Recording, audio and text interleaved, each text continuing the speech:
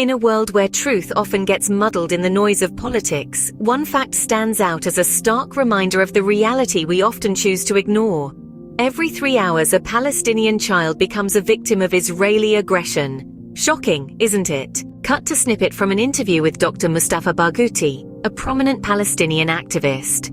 The world needs to understand these are not numbers, these are children with dreams, aspirations, and a right to life.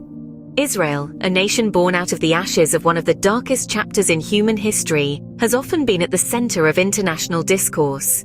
The Israeli-Palestinian conflict, a dispute with roots as deep as the early 20th century, has become a symbol of an unresolved political deadlock and human rights violations. Cut to snippet from an interview with Noam Chomsky, a renowned political theorist.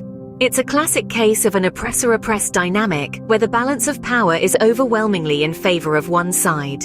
The world has watched in silent horror as the situation in the occupied territories has continued to deteriorate. The cries for justice and accountability grow louder with each passing day. The question that arises here is, what can the international community do to hold Israel accountable? Cut to snippet from an interview with Richard Falk, former UN Special Rapporteur on the situation of human rights in the Palestinian territories. There's a need for global solidarity. Nations must re-evaluate their relations with Israel, and individuals must urge their governments to take a stand. To summarize, the key points discussed are the alarming rates of Palestinian casualties, Israel's role in this conflict, and the call for global action. The world cannot turn a blind eye to the atrocities committed. It's high time that countries reassess their diplomatic ties with Israel and consider imposing sanctions to ensure accountability. Remember, silence in the face of injustice is complicity.